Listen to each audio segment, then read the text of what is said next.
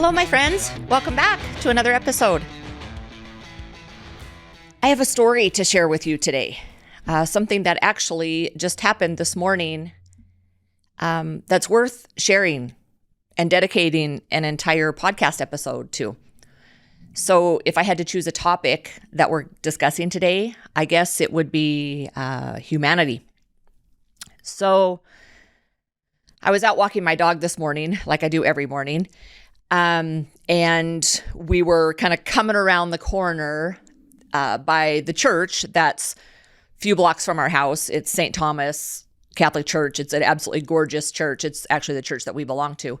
And Sydney that's inevitably where she likes to take a dump, is at the church. So of course she did her normal routine, and there's a big dumpster at the back of the church. And so that's where I dumped the dog bag so I don't have to carry it with me the whole rest of the walk. So I was in the back parking lot and dumped the doggy bag in the dumpster. And then I just continue to walk through the parking lot.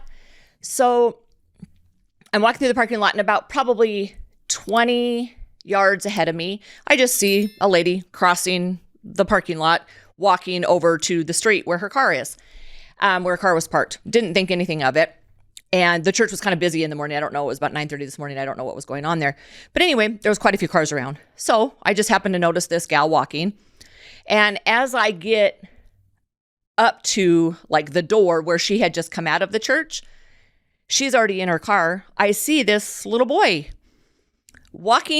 starting to walk out through the parking lot. And he definitely cannot be older than maybe 3, like just 3 probably. And he is this cute little dude. He's got his bright yellow rain boots on, and Sydney just loves kids. So of course she just starts wagging her tail, and he is like, oh my goodness. Oh my goodness, look at your new puppy. Hi, puppy. Hi, puppy.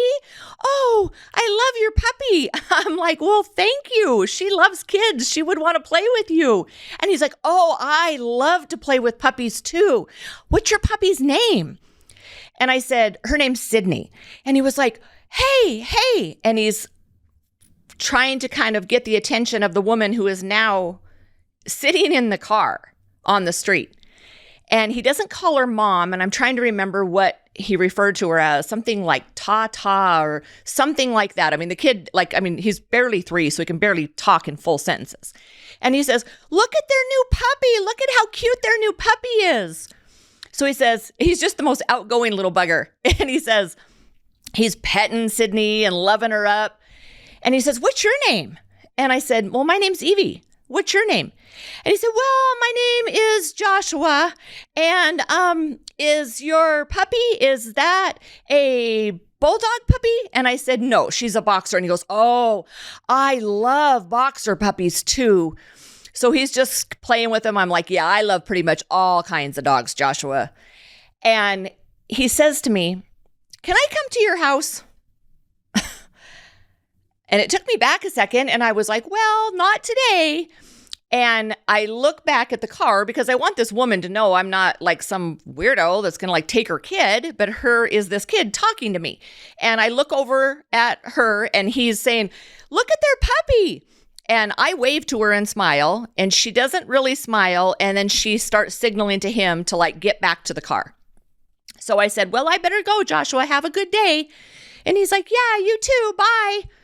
So I walk through the parking lot, don't think anything of it, other than I'm like, God, I love my walks, because inevitably those are the times where I just feel really creative. And a lot of the content or the subjects that I write on in my Substack comes from times like that, either when I'm out for a walk or in the gym, something along those lines. So as I walked away from this cute little guy, all I could think of was, man, we are born so innocent and just genuinely full of joy.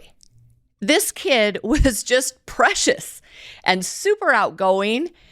And it made me think, that's where we all started. And like, what happens?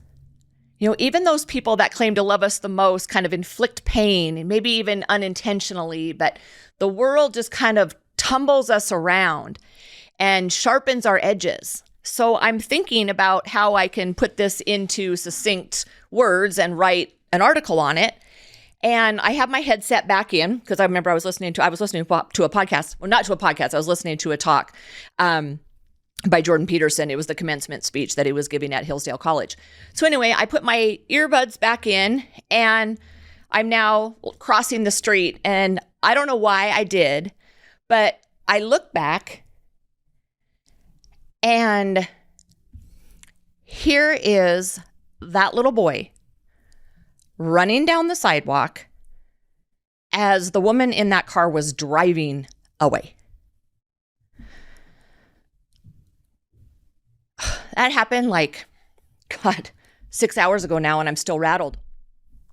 And you've been in those positions where you're like, is what I'm seeing really happening? He is. So I just stopped in the middle of the street. And I'm watching this unfold, and he's running down the sidewalk in his cute little rain boots. And I'm not kidding you guys. He is definitely not over 3 years old. And he's saying, no, wait, please, please, please don't leave me. Wait.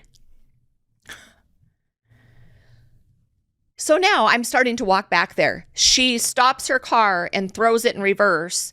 And he gets the car door open and gets in the car. And I am literally just dead in my tracks, like a million different thoughts going through my head. Like, am I going to go confront this woman? Because the car is still parked there.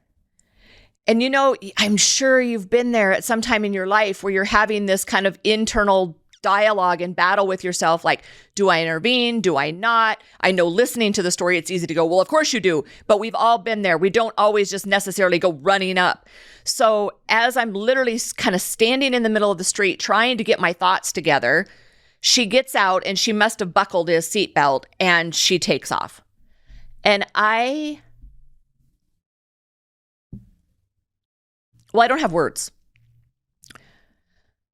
So I start walking and I'm not listening to my headset anymore. I can't put my headset back in because I honestly feel like I'm going to vomit. Because in a 60-second time period, this precious, so funny, cute, adorable, innocent, sweet boy goes from absolute pure joy in just having this great conversation with me and playing with my dog to 60 seconds later, if even 60 seconds later, complete and utter terror, chasing after this woman in her car, thinking that he is being left. So I'm walking and I think, okay, fuck that. I can't, this is not okay. I can't just, she came out of the church. I got to go back to the church. So it took me about 2 blocks to get my wits about me. I walked back to the church, tied Sydney up outside, and there was a lot of cars there still. And it's a Friday morning. It was about 9:15 in the morning, maybe 9:30. And so I thought, well, someone's going to be in there. So I went into the church office and rang the doorbell, and the gal from the office came out, and I told her this story. And as soon as I even tried to tell her, it's like I just broke down into tears. I was like, it was truly horrible. And someone from the church needs to talk to this woman. And I said, hopefully it'll be Father. It needs to be someone, though, because there is something clearly wrong.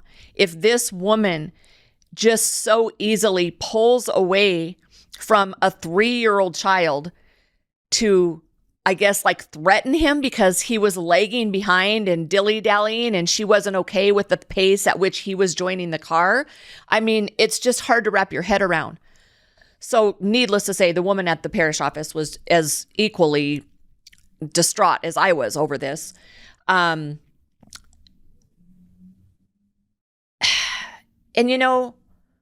so I left. I thanked her and told her that I really hope that someone will talk to this woman. She clearly, and I'm almost kind of glad it wasn't me. I'm like, at first I was like, oh my God, why didn't I run up to the car sooner? And then I thought about it as a couple hours had gone by, and I'm literally physically ill now about what I just saw this little boy go through. At first I was like, God, like you should have said something sooner. But now in hindsight, now that I've kind of settled myself a little bit, I'm glad that I didn't. Because as hard as this is to even say after watching something so absolutely cruel,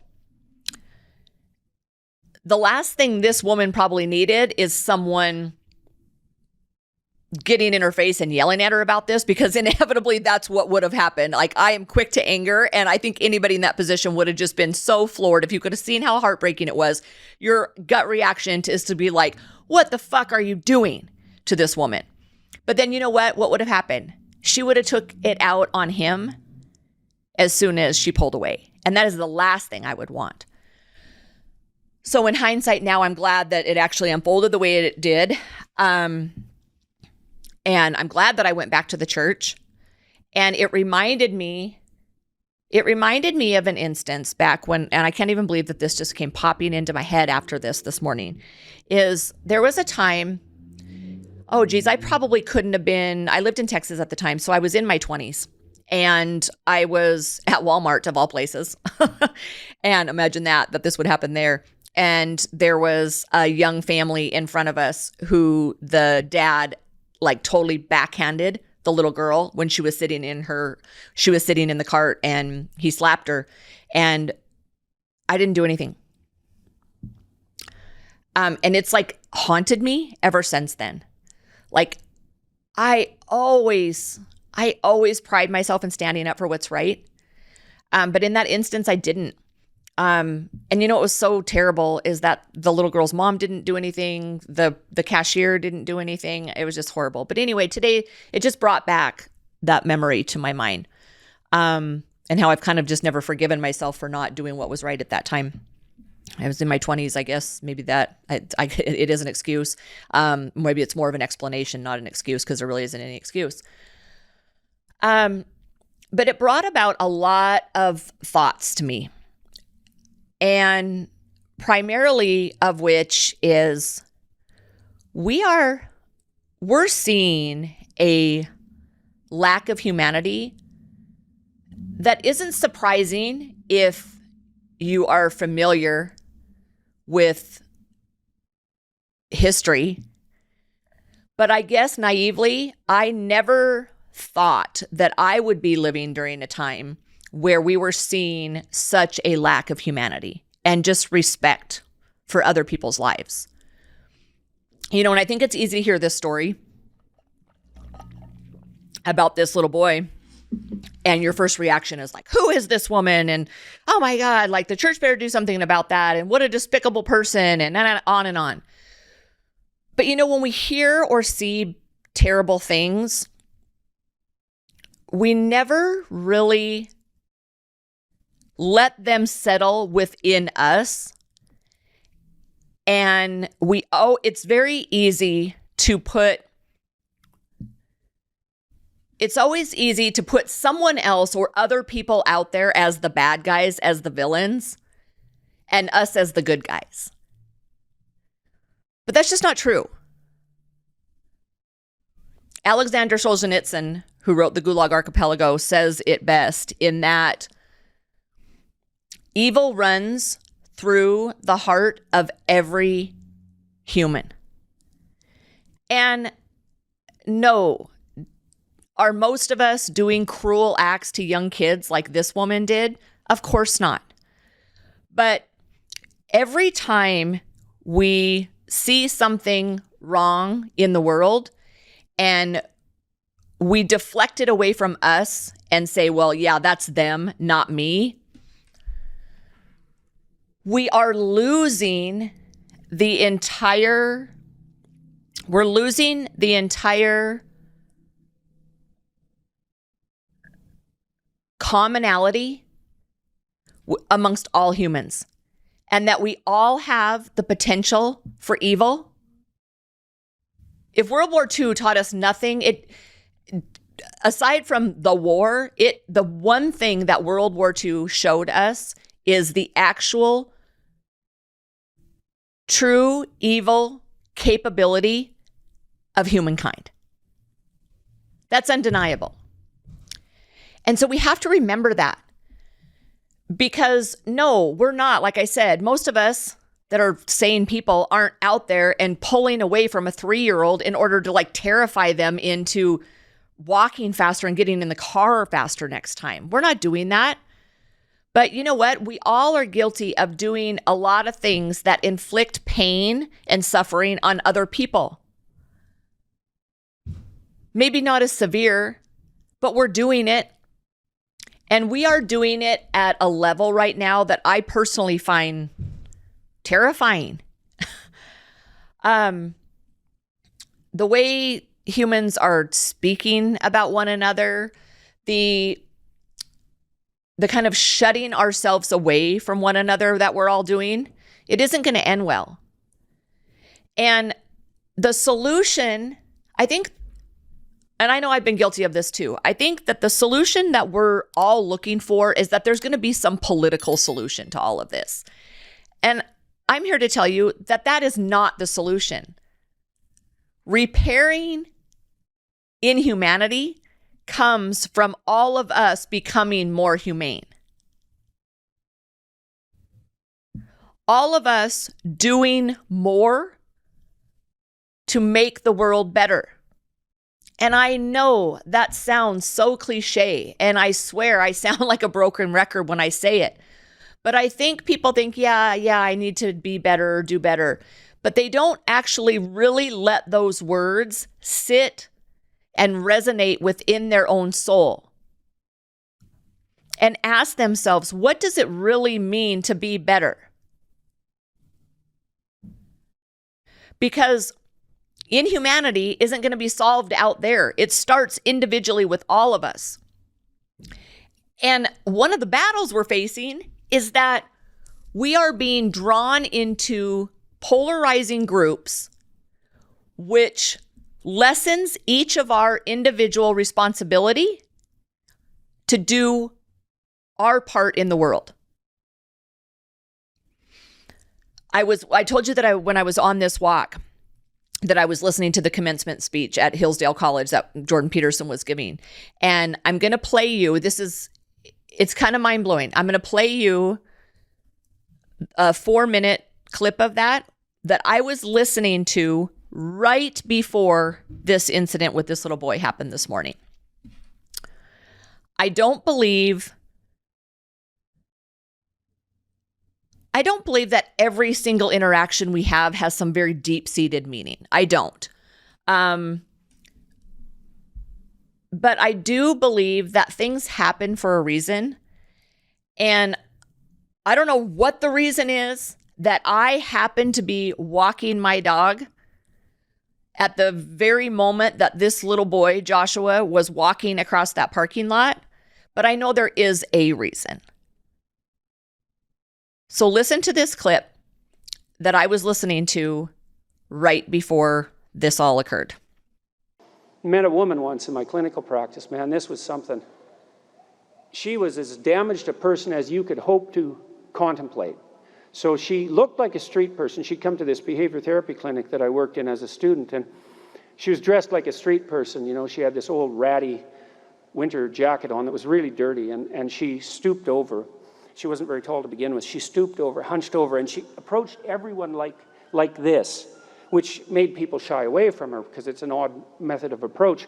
But the reason she did that was she was really so timid and so humble that it was as if anybody that she approached had a light that was emanating from them too unbearable for her to behold. So it wasn't so much an oddity, although it was, as a preternatural humility.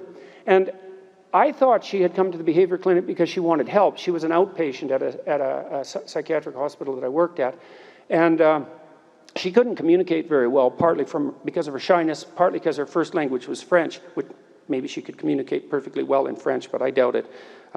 She was not an intelligent person, technically speaking. You know, she was intellectually impaired, and probably in the bottom 10th percentile of the population. That's a pretty rough place to exist cognitively. You know, you're barely literate at that point. And her mother was very ill and was bedridden, and her mother had a boyfriend who was a violent alcoholic schizophrenic who was always haranguing her about Satan. And like, man, she had a rough life. She just didn't have anything going for her. She wasn't an attractive person physically, you know, and people shied away from her. She just was the downtrodden of the earth, you know, in the realest sense. And that bloody woman, you know, she actually came to that behavior therapy clinic. She'd been an inpatient. And this was a rough place, man, because it was a hospital after deinstitutionalization. And there were tunnels connecting some of the wards to other wards because it's so cold. This was in Montreal. It's so cold in the winter. They built a hospital on these tunnels. And I took my brother there one day, and it was like walking through Dante's Inferno. I mean, if you were so psychiatrically impaired that you weren't released in the 1980s when deinstitutionalization was maybe at its peak, you were so damaged that there was just no possibility that you could function in the outside world. So the people that were left were sort of the most demolished of the most demolished. And so just walking through there for my brother, who had no experience in such things, was traumatizing, you know. And she had been in the inpatient ward for some time and then was released. And she wanted to talk to the hospital administration because she got out and she got this dog that she took care of and went for a walk. And she really liked this dog and she took care of it, you know, and she walked with it. And she wanted to see if she could go find one of those inpatients who was worse off than her and take them for a walk every day with her dog. You know, it's so funny, eh? You meet someone like that and they just have nothing. They have nothing in the world that you would recognize as any marker of success or status or ability, or they're outcast and tortured. And then nonetheless, you know, a woman in that dismal state was able to rise above her own catastrophe, which was like manifold, and find someone worse off to try to serve. You know, you don't need many experiences like that to convince you that there's things about the world that you truly don't understand on the ethical front, you know? The message in those words at that commencement speech are for all of us, no matter what position we are in, to be doing something for someone that has less than we do, for someone that is in a harder place than we are in. You know, I hope in some way that maybe the timing was meant to be. I honestly feel like in my heart and soul, the timing of me being there when that little boy was walking across the parking lot, I feel like it was for a reason. And I'm really hoping that going back to the church, speaking up, and maybe even recording it here, brings some attention to a little boy's life who clearly that's not okay. If that's what's going on in public, you can imagine what's going on in private. And I won't speculate, but I'm hoping that I'm doing a little piece of my part to bring some more humanity back to this little boy's life. So I want to challenge all of you guys to think about what more could you be doing? We all can be doing more. And, you know, you think about the mere fact that you're listening to this podcast, you're probably fairly functional, right? We all have our issues, we all have our hurdles and our crosses to bear in our life. But the fact that you're either, you know, out for a walk, on your phone, in your car, you've probably got at least the bare minimum put together in your life. And think about how difficult these past couple of years have been for you. Like, we've all suffered. Now think about those people who were barely hanging on when all of the chaos that COVID brought, they were barely hanging on. those people now are completely off the cliff. If they were barely surviving before the chaos, they're not surviving at all now. And how do I know that this woman, not excusing her, I'm explaining. There's a big difference between excuses and explanations. Maybe this woman wasn't quite so on the edge 2.5 years ago, and now she is. She needs help just as much as this little boy needs help. And I think all of us collectively have a responsibility. If we want to get out of this shitstorm that we're in, we have to stop relying on politicians to take care of it or whoever's group we identify with. The responsibility doesn't lie in politicians or in the group or in the government. The responsibility to change the world resides in you. You're responsible. I'm responsible. And the beautiful part about it is that each of us individually, we're born for a reason. No one else is you. No one else is me. No one else can bring to the world what you can bring to the world. And it is so tragic for us to be lumping ourselves into some group because it diminishes us as individuals. And ultimately, it diminishes our responsibility to do our part to make the world a better place. And it doesn't happen by identifying with your group or deferring the responsibility onto someone else. We do not get to put the responsibility of our life on anyone else. And there is unprecedented levels of cruelty, suffering, struggle going on right in our own communities. And each of us can be doing more. We can. And not only can we have a moral obligation to do so. If we want to finish out our life knowing that we did all we could to make the world a better place, then we have to start adding that into our everyday. Think about, this is great. The number one area people tell me that they know for a fact they are wasting away their life is on social media or on their phone. Like hands down, 10-1, those are the responses I get when I ask people, like, what could they be doing differently in their life? I think the numbers are somewhere around like 4 to 6 hours a day the average American spends on their phone. Just think about what the world would look like if you even took 1 hour out of each of your days to do something to improve the lives of others in your community. Take this little boy, for instance. There's a lot of things, instead of just saying this woman is an awful human being, which clearly she needs some serious help. But instead of that, can we go help? Can we go help maybe single mothers? If you have a huge opinion in the case of abortion, can you do something about that? If you are completely pro-life, no matter what, instead of calling your senator or instead of talking about it on social media, could you maybe go out and find out where your time could be spent educating on the front end and helping young women who may feel that abortion is their only option? Don't go out and hold a picket sign. Go do something. Look real people in the eyes and help them. Whatever it is that you're passionate about, go out and work specifically with those people.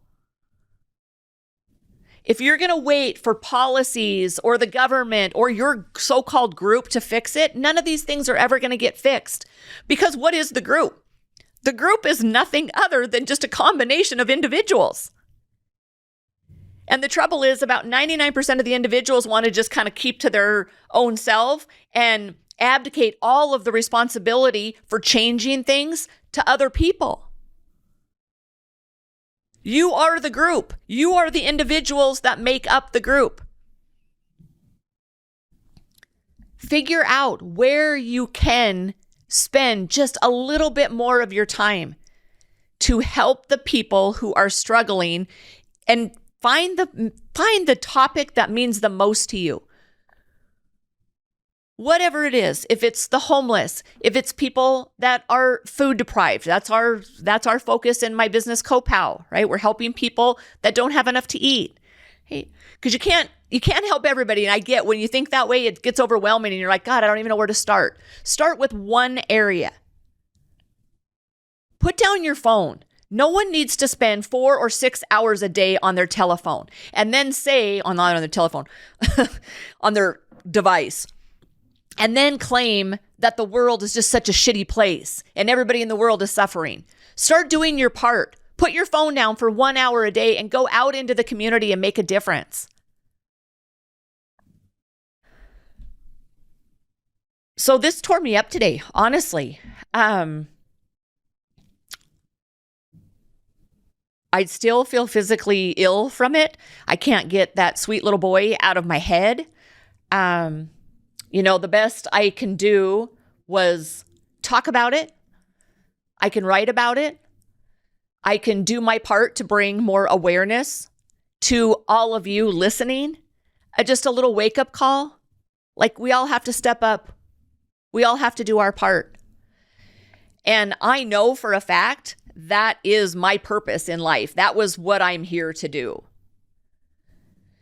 And I know that is my purpose because I truly believe that we find the meaning in our own life when we serve others. When we're doing something that is giving back and something that is bigger than us, we finally have our eyes open to, like, you know what? This is actually the purpose and what's meaningful in life. It isn't the cars. It isn't how big your bank account is. It isn't vacations. All those things are fabulous. They're great and they're meant to be enjoyed in life. But that isn't meaning. That isn't where you should be finding your meaning in your life. Because you know what? If that's where you're looking for it, you're never going to find it because it's not there. Meaning in your life comes from your service to others. So here's the truth I'm going to leave you with today. We all have these beautiful lives. It's like we all have this miracle given to us that we're even walking on this earth. There isn't one aspect of being alive that truly doesn't just feel amazing to me. I don't always like it, and it's fucking hard a lot of the time. But it's a miracle. Here we all are, inhabiting this planet. And we have the opportunity to do such wonderful things, to leave it in a better place than when we got here. And right now, we're doing nothing but tearing it all down. You have a beautiful life, but I just don't think you're doing enough with it.